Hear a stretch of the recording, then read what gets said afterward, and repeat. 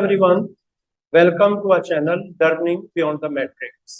आप सभी का स्वागत है हमारे channel learning beyond the matrix पर। देखिए, इस चैनल को स्टार्ट करने का उद्देश्य ये हमारा कि हम समझते हैं कि education is necessary to one and all. सभी के लिए एजुकेशन जरूरी है, सभी को शिक्षा मिलनी चाहिए। कोई अमीर है, गरीब है, छोटे शहर का है, बड़े शहर का है, इससे फर्क नहीं पड़ना चाहिए। तो हम इस चैनल को स्टार्ट कर रहे हैं। इसमें हम क्लास 9, 10, 11, 12 के education for the time being provide करेंगे। लेकिन जैसे जैसे समय बीतेगा हम इसमें अंडर ग्रेड कोर्सेज को और लोअर क्लासेस को भी ऐड करते चले जाएंगे। तो आपको करना ये है कि आप चैनल को सपोर्ट करिए, अपने फ्रेंड्स के साथ शेयर कीजिए और बने रहिए हमारे साथ। आपके कोई भी प्रॉब्लम हो हमें कमेंट में बताएं, हम उसको एड्रेस करेंगे। ऐसा नहीं कि आपने प्रॉब्लम बताई हम उसको छोड़ देंगे। जो भी आपकी प्रॉब्लम होगी उसको हम जरूर सॉल्व करके आपको देंगे। बहुत अच्छे अच्छे एडुकेटर्स आपको इसमें मिलेंगे। तो देखिए, आज से स्टार्ट करते हैं। मैं आपको आज पढ़ाऊंगा अकाउंटेंसी में क्लास 11 की जर्नल एंट्री, एक बहुत इंपॉर्टेंट चैप्टर है, वहां से हम स्टार्ट करेंगे। तो ये स्टार्ट करते हैं। देखिए, जर्नल एंट्रीज को समझने के लिए हम पहले एक बार समझ लेते हैं कि अकाउंटेंसी क्या होती है। देखिए, हम इसकी थ्योरी भी आपको अभी क्लियर कराएंगे कुछ टाइम बाद, उसके भी आपको नोट्स देंगे बना करके। तो सबसे पहले अकाउंटेंसी एक बार जल्दी से समझ लेते हैं कि होते क्या है। तो देखिए, एक जल्दी से आपको समझाते हैं कि जैसे हम अपनी फीलिंग्स को एक्सप्रेस करते हैं तो किसी ना किसी लैंग्वेज को यूज करते हैं। हम बोलते हैं, लैंग्वेज यूज करते हैं। या तो हम हिंदी बोलते हैं क्योंकि हम इंडियंस हैं, या फिर इंग्लिश बोल सकते हैं, या कोई रीजनल लैंग्वेज भी हम यूज कर सकते हैं। तो किसी न किसी लैंग्वेज में अपनी फीलिंग्स को हम एक्सप्रेस करते हैं। जब हम बोलते हैं तो अपनी फीलिंग्स एक्सप्रेस करते हैं और सामने वाला समझ जाता है कि क्या कहना चाह रहे हैं, हमारे मन में क्या चल रहा है। अब इसी तरह से जो बिजनेस है, बिजनेस अपने आप को कैसे एक्सप्रेस करे। तो अकाउंटिंग जो है ना, तो कहा जाता है कि accounting is the language of business. ये जो अकाउंटिंग है ये बिजनेस की लैंग्वेज है। And business express it in terms of account. Business अपने आप को अकाउंट की टर्म्स में एक्सप्रेस करता है। देखिए, दो बिजनेस है, ए और बी। आपको दोनों चल रहे हैं अच्छे खासे, तो आपको कैसे पता चलेगा कि ये ज्यादा प्रॉफिटेबल है या ये ज्यादा है। तो आप क्या करेंगे, सिंपली उनके अकाउंट्स को देखेंगे और आप बता देंगे कि कौन सा बिजनेस ज्यादा प्रॉफिटेबल है। तो इस तरह से अकाउंट पढ़ करके आपको पता चलेगा कि बिजनेस की क्या पोजीशन है। तो अकाउंटिंग में सबसे इंपॉर्टेंट चीज होती है बच्चों, जर्नल एंट्रीज। जर्नल एंट्रीज अगर आप अच्छी तरह कर गए, अगर आप समझ गए, तो आपको अकाउंट में फिर आगे फ्यूचर में ज्यादा प्रॉब्लम्स नहीं आएंगी। क्योंकि जर्नल एंट्री को जाता है कि journal entry is the backbone of accounting. तो जर्नल एंट्री करने के कुछ रूल्स होते हैं। जैसे हर लैंग्वेज के अपने रूल्स हैं। यानी कि जैसे आप इंग्लिश में देखते हैं तो आपको ग्रामर मिलेगी, हिंदी में आपको व्याकरण मिल जाएगी। इस तरह जर्नल एंट्रीज के भी, अकाउंटिंग के भी अपने रूल्स हैं। ट्रांजेक्शन को जर्नलाइज करने के लिए अपने रूल्स हैं। तो रूल्स आपको बताएंगे। पहले आपको बताते हैं कि जर्नल एंट्रीज क्यों बोलते हैं इनको। देखिए, जो ट्रांजेक्शन बिजनेस में होते हैं, बहुत सारे ट्रांजेक्शन होते हैं, आप उनको मेमोराइज नहीं कर सकते। तो आप उनको कहीं ना कहीं रिकॉर्ड करेंगे, कहीं ना कहीं आपको उनको लिखना पड़ेगा, उनकी एंट्री करनी पड़ेगी। तो जिस बुक में आप रिकॉर्ड करते हैं बिजनेस के ट्रांजेक्शन, उनको उस बुक को बोलते हैं जर्नल। तो जर्नल में आप ट्रांजेक्शन की एंट्री करते हैं, आप उसको लिख देते हैं, इसीलिए इनको बोलते हैं जर्नल एंट्री। ट्रांजेक्शन को हमने जर्नल में एंटर कर दिया। तो ये जर्नल एंट्री के कुछ रूल्स हैं। 3 रूल है जिसमें इनको कवर किया जाता है, सभी ट्रांजेक्शन को। तो वो 3 रूल्स को बोला जाता है गोल्डन रूल्स ऑफ अकाउंट। तो ये आपको अच्छी तरह समझ लेना है।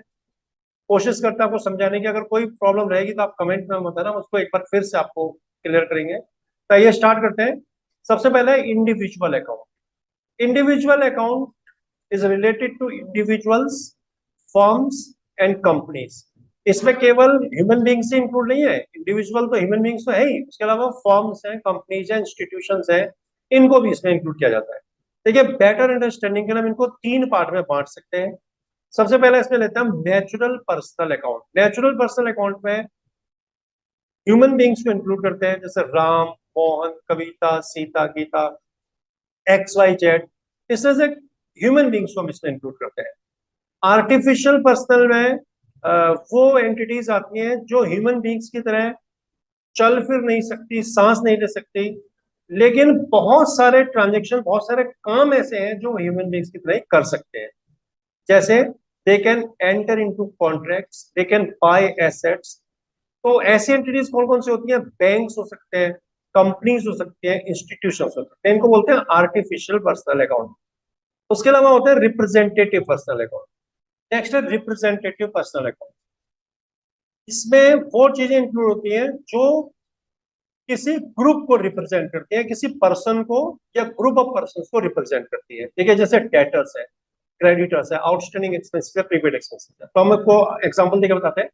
जैसे डेटर्स है, तो डेटर्स क्या होते हैं कि जो बिजनेस में क्रेडिट सेल की जाती है ना, उनको बोलते हैं डेटर्स, जिन लोगों को हम क्रेडिट सेल करते हैं।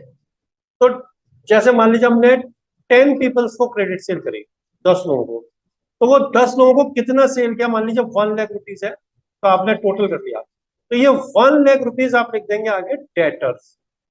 तो ये क्या है? डेटर्स रिप्रेजेंट कर रहे हैं उन सभी लोगों को जिनको हमने क्रेडिट में सेल की हुई है।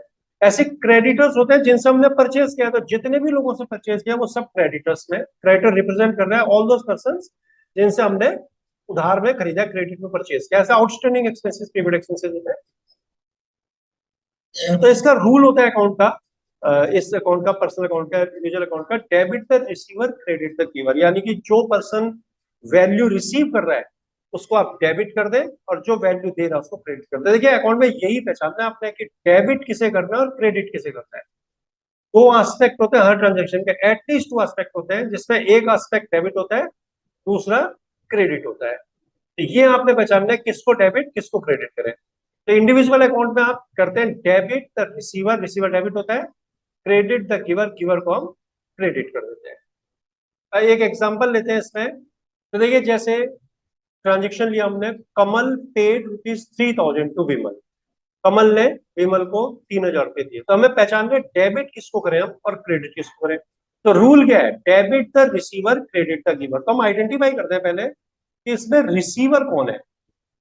रिसीवर को आप पहचान लें, और फिर आप पहचान लें गिवर कौन है, किसने वैल्यू पे की है। तो देखिए आपको क्लियर दिख रहा है, कमल पेड टू विमल, तो विमल तो रिसीवर हो गया, तो हम यहाँ लिख लेते हैं विमल। ये हम वर्किंग में कर रहे हैं अभी, फिलहाल समझने के लिए। और गिवर, कमल ने पे किया तो कमल गिवर है, तो हम यहाँ लिख देंगे कमल। और ₹3000 ट्रांजेक्शन की वैल्यू है। तो हम अभी इसे कैसे रिकॉर्ड करेंगे? देखिए रिकॉर्ड करने के लिए हमें क्या करना है, विमल डेबिट है ना, तो हम करेंगे, यहाँ आपने डेट लिखनी है। इस क्वेश्चन में डेट तो नहीं है अभी, क्योंकि पूरा क्वेश्चन आएगा तो डेट होगी, फिलहाल ऐसे नंबर डाल देते हैं इसका। और यहाँ देखिए आप क्या लिखेंगे, डेबिट वाले को पहले लिखना पड़ता है आपने। तो डेबिट कौन हो रहा है? विमल। ये जो रिसीवर विमल है, ये डेबिट होगा और ये क्रेडिट होगा। तो हम यहाँ क्या लिखेंगे,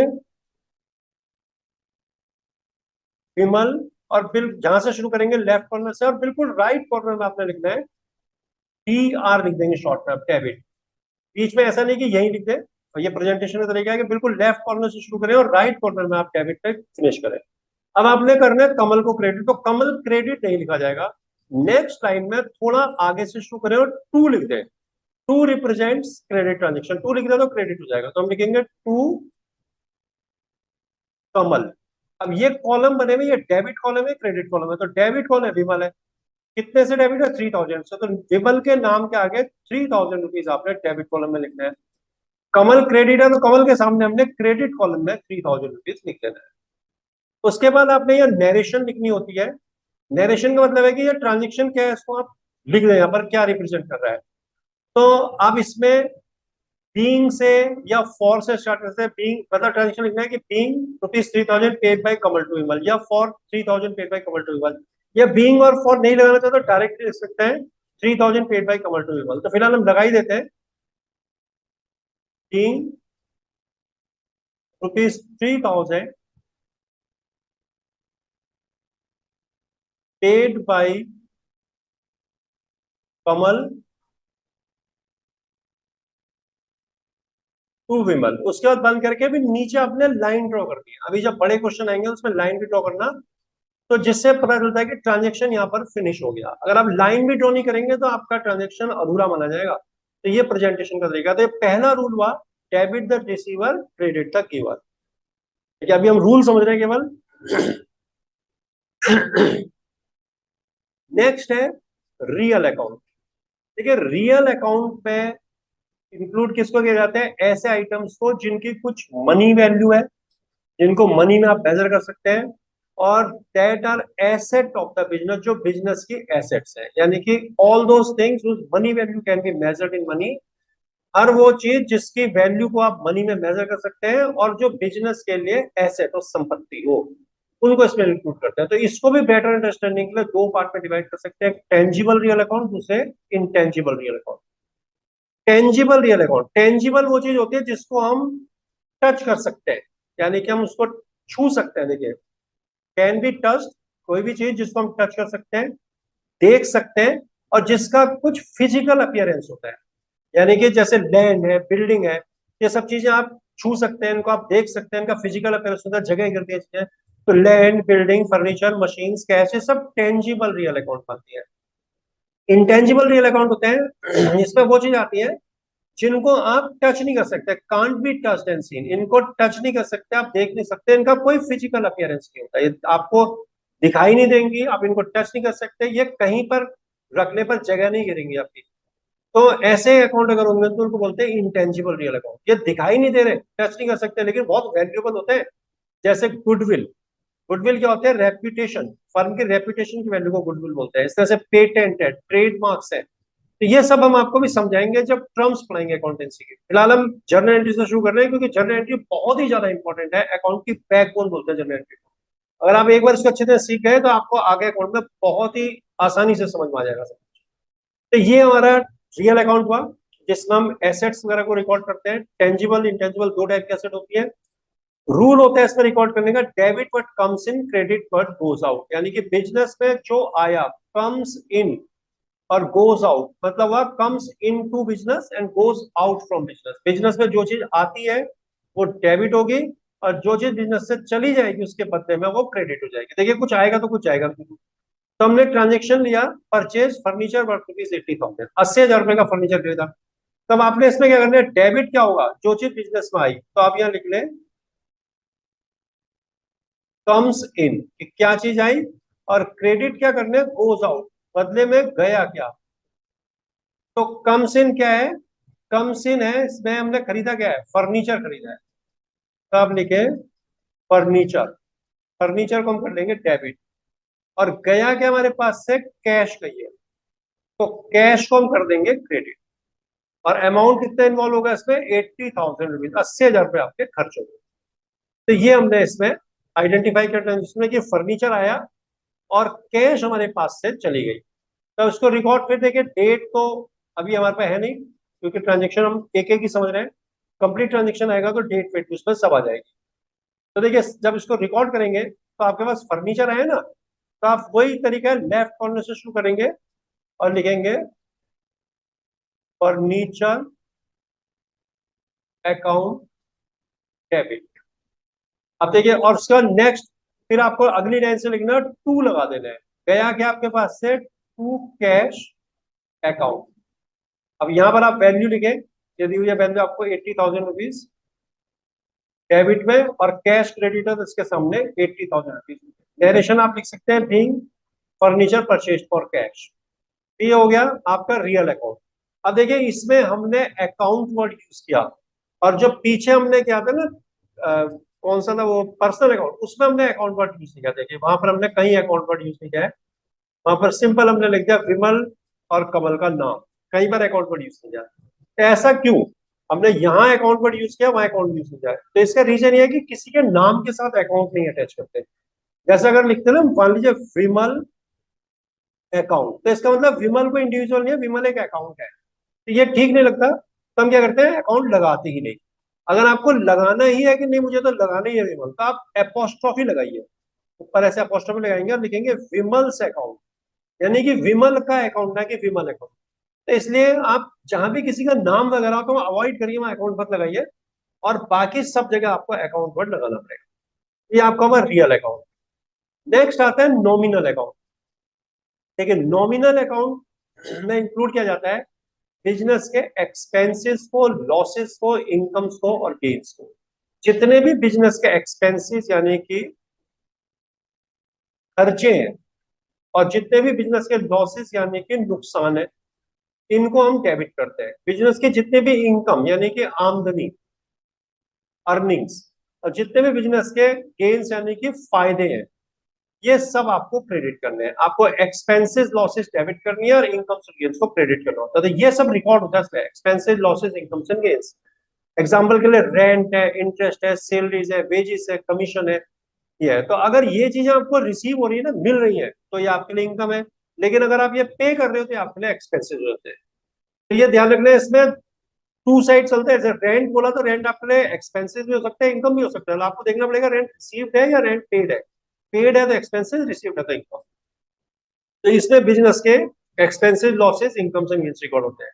रूल क्या है? Debit all expenses and losses, business के जितने भी खर्चे और नुकसान है डेबिट करो। Credit all incomes and gains, business के जितने भी इनकम और गेन्स हैं उनको आप क्रेडिट करो। सॉरी। तो ये इसका रूल है।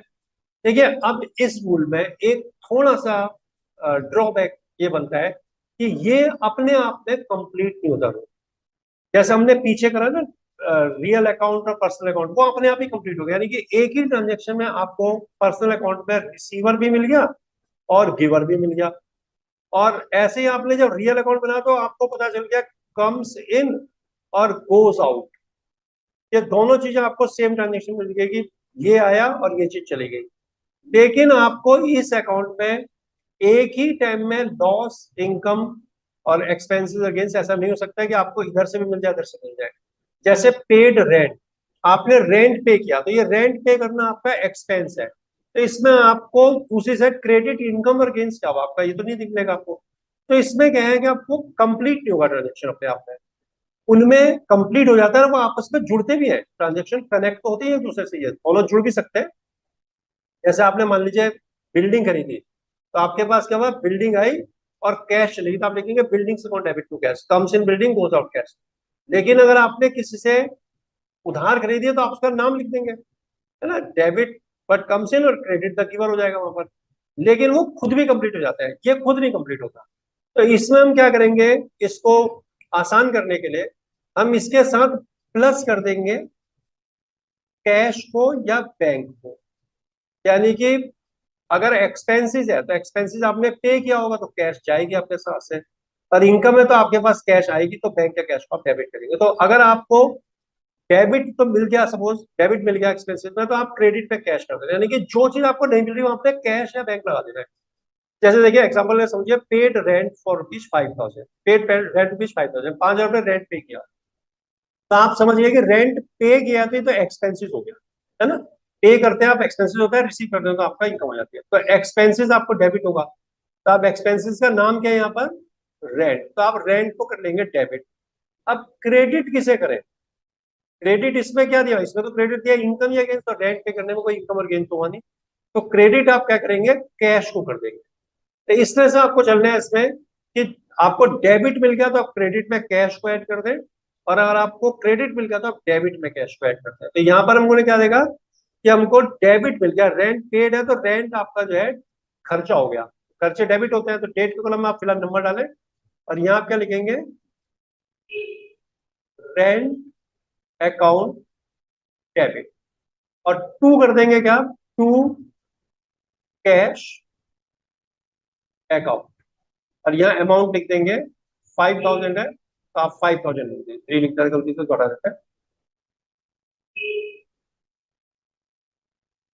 5,000 रुपीज, डेबिट क्रेडिट दोनों कॉलम में रखो। तो ये हमारे जो है रूल्स हैं, इनके एक्सप्लेनेशन है। अब हम करते हैं एक क्वेश्चन आपको करके इनका दिखा देते हैं। देखिए क्वेश्चन है, 5 journal entries for the following transaction. Question हमने साइड में लिख लिया है, और यहाँ हम इसको सॉल्व करेंगे, जिससे आपको क्वेश्चन दिखते रहे, साथ साथ उसका सोल्यूशन भी आपको दिखता रहेगा। तो देखिए हमने क्वेश्चन बना लिया है, 5 journal entries for the following transaction, ये ट्रांजेक्शन हैं, इनको हम यहाँ रिकॉर्ड करेंगे। तो सबसे पहले जो ये हमने फॉर्मेट बनाया है, इसको बोलते हैं जर्नल लेजर। इसमें पहला कॉलम डेट का होता है, इसमें आप डेट डालेंगे ट्रांजेक्शन की, जैसे दी हुई है यहाँ April 1, April 4, ये डालनी है। पर्टिकुलर्स में आपको ट्रांजेक्शन्स लिखना होगा, यानी कि जर्नल एंट्री जो करेंगे ना, ये जर्नल एंट्री आपको यहाँ पास करनी पड़ेगी। LF आपको ब्लैंक छोड़ना है। LF का मतलब होता है ledger folio, ledger folio. Ledger folio का मतलब होता है पेज नंबर इन अकाउंट। देखिए क्या होता है कि ये जो ट्रांजेक्शन्स आप करेंगे ना अभी, इसको बोलते हैं जर्नलाइज करना, यानी जर्नल एंट्रीज है। इन ट्रांजेक्शन को बाद में पोस्ट कर दिया जाता है लेजर्स में, उनको बोलते हैं पोस्टिंग इनटू लेजर। तो लेजर में जिस पेज पर आपने पोस्ट किया वो आपको यहाँ लिख देना है। फिलहाल आपके लिए नहीं है, ये प्रैक्टिकल अकाउंटिंग होता है, आपको तो ब्लैंक ही छोड़ना है इसको। तो ये एलएफ होता है। उसके बाद amount debit, amount credit, rupees का सिंबल बना देंगे। तो अब हम एक एक करके ट्रांजेक्शन को रिकॉर्ड करेंगे। देखिए सबसे पहला ट्रांजेक्शन है 2023 अप्रैल 1, business started with cash. Started का बोल गया तो यहाँ लिख दीजिए बिजनेस स्टार्टेड विद कैश, या स्टार्टेड बिजनेस विद कैश ऐसे दिया होगा, या कमेंस्ड बिजनेस विद कैश में हो सकता है। तो आपको क्या करना होगा, सबसे पहले आपको ये डेट का कॉलम है ना, यहाँ पर ये ईयर डाल दीजिए। आपको जो ईयर दिया 2023, यहाँ हम लिखेंगे 2023, ये कॉमन रहेगा हर एक के लिए। उसके बाद आपको डेट दिया अप्रैल 1, तो यहाँ हम लिखेंगे अप्रैल 1। अब आपको ट्रांजेक्शन दिया business started with cash, business को कैश से स्टार्ट किया। तो देखिए बिजनेस को अब बिजनेस और बिजनेसमैन दो डिस्टिंक्ट एंटिटीज है, दोनों को अलग अलग लेना है। तो जब हम जर्नल एंट्री करते हैं तो हम बिजनेस के लिए करते हैं जर्नल एंट्री, बिजनेसमैन के लिए नहीं करते। तो बिजनेस में क्या आया, बिजनेस से क्या गया, बिजनेस ने क्या लिया क्या दिया, क्या बिजनेस का एक्सपेंस है, क्या लॉस है, ये सब आपको जानता है। तो स्टार्टेड बिजनेस विद कैश, तो बिजनेस में क्या आई, कैश आई।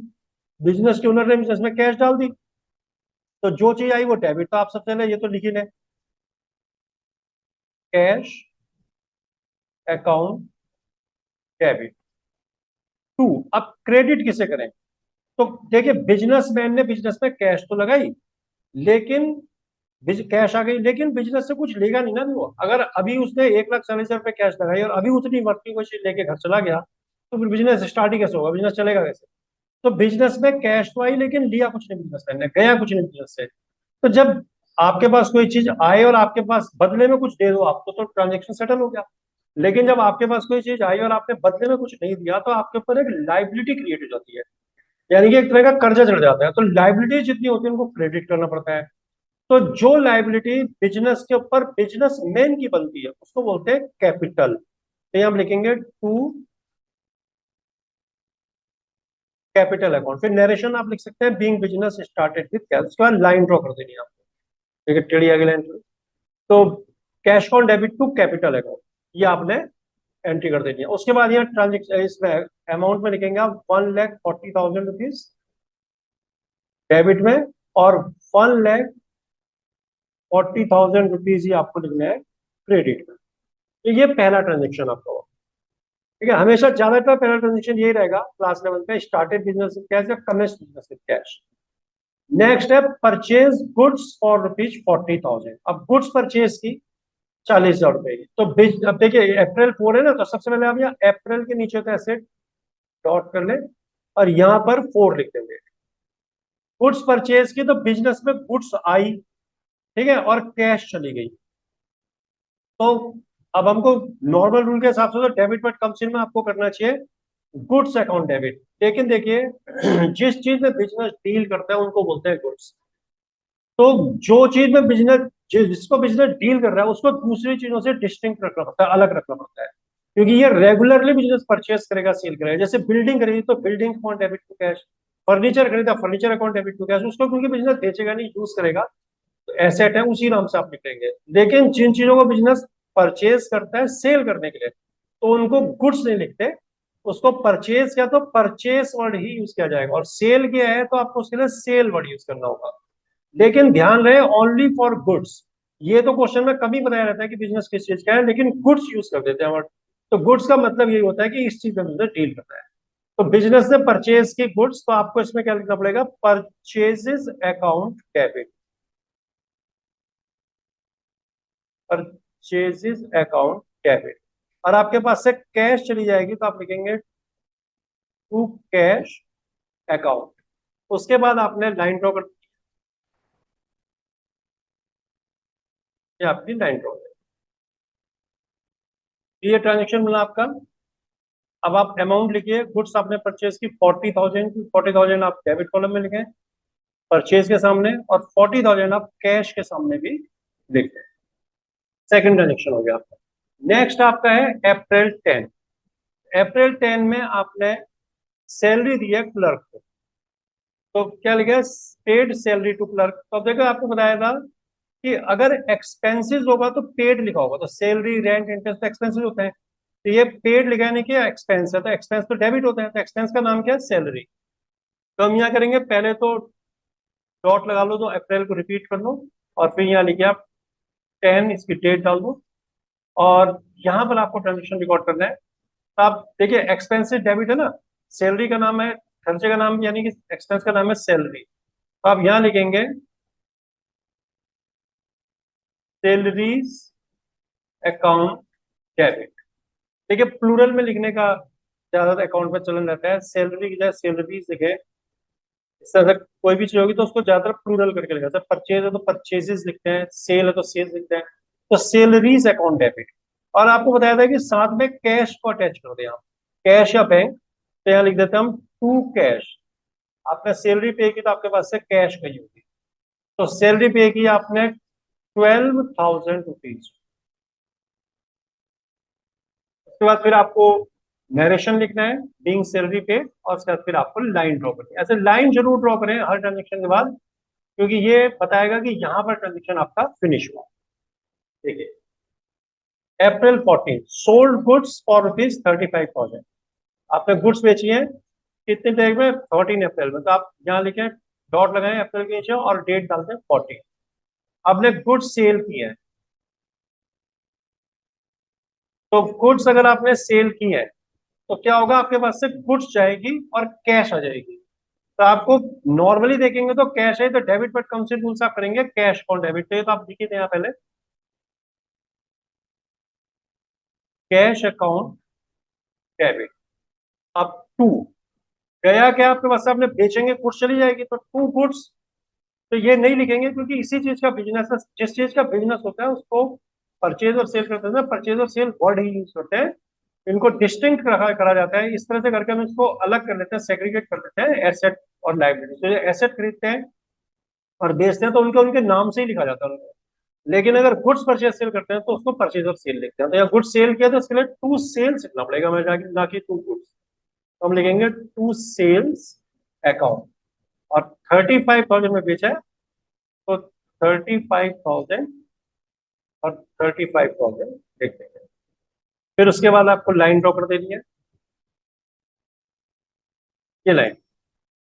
नेक्स्ट है April 17, तो यहाँ डॉट डालें आप पहले, और फिर डेट डालें 17। ट्रांजेक्शन है रिसीव्ड कमीशन फॉर ₹7,000, 7,000 कमीशन मिला। तो आपको बताया था rent interest salary wages commission insurance premium, ये सब चीजें एक्सपेंसेस होती हैं, अगर आपने पे किया और आपको मिली है तो इनकम होता है, तो रिसीव्ड है तो इसका मतलब मिला आपको, तो क्या हो गया, ये इनकम हो गई। इनकम के लिए आपको बताया था कि इनकम क्रेडिट होती है, और आपको कहा था कि कैश को साथ में अटैच करना है आपने, अगर आपको क्रेडिट मिल रहा है तो आप डेबिट में कैश करते हैं, डेबिट मिल रहा है तो क्रेडिट में कैश करते हैं। या रिसीव कमीशन यानी कि इनकम है आपके लिए, तो इनकम क्रेडिट होती है, तो आप कैश को डेबिट कर रहे हैं, तो यहाँ आप एंट्री बनाए कैश अकाउंट डेबिट, और क्रेडिट में आप लिखते हैं टू कमीशन। उसके बाद आप डेबिट कॉलम में लिखें ₹7,000, और क्रेडिट कॉलम में भी लिखें आप 7,000। फिर लाइन ड्रॉ करनी है आपको, ये ट्रांजेक्शन यहाँ फिनिश हुआ। लास्ट है purchase goods from Yash for rupees. ठीक है, अब ये कितने की गुड्स है, ₹50,000, 50,000 की गुड्स हमने खरीदी यश से। तो क्या करना होगा इसमें हमें, सबसे पहले तो डेट देख लो क्या दी हुई है, डेट दी हुई है आपको April 25, तो यहाँ हम डॉट करेंगे और 25 डेट लिख देंगे। परचेज किया गुड्स, तो गुड्स हमारे पास आई, तो परचेज के लिए मैंने आपको कहा था परचेज वर्ड ही आपको लिखना है, तो आप लिखें क्योंकि गुड्स की परचेज है, परचेजेस अकाउंट डेबिट। अगर आप बिल्डिंग फर्नीचर कुछ खरीदेंगे तो उनका तो नाम ही लिखना, लेकिन अगर गुड्स परचेज की गुड्स सेल की तो उसके लिए आपको परचेज सेल वर्ड लिखना है, परचेज अकाउंट डेबिट टू। अब देखिए यहाँ कैश नहीं है क्योंकि नाम दिया हुआ है, नाम दिया है मतलब क्रेडिट ट्रांजेक्शन हो गया, तो आपको इस बंदे का नाम लिखना पड़ेगा, टू यश, और 50,000 ट्रांजेक्शन की वैल्यू थी, तो डेबिट में 50 और क्रेडिट में 50 लिखे। तो इसके ये लाइनें पूरी खींच के यहाँ पर इसको क्लोज कर दिया जाएगा। तो ये जो है आपका क्वेश्चन है। इस तरह से बच्चों क्वेश्चन आप कर सकते हैं आसानी से जनरल एंट्री के। ये फेज 1 हम जनरल एंट्री को ब्रेक करके आपको 3 फेज में दिखाएंगे करके, बहुत आसानी से आपको आ जाएगी। इनकी और प्रैक्टिस करिए आप, जो भी बुक आपके पास है उस बुक के क्वेश्चन करिए। अगर किसी क्वेश्चन में आपको कोई डाउट रहता है तो आप हमें कमेंट पर बताएं, वो हम आपको सॉल्व करके देंगे। और इसी तरह के वीडियोस हम आपके लिए लाते रहेंगे लगातार। अगर आपको कंटेंट अच्छा लगता है तो आप चैनल को लाइक और सब्सक्राइब जरूर करें, अपने फ्रेंड्स के साथ शेयर करें। थैंक्स।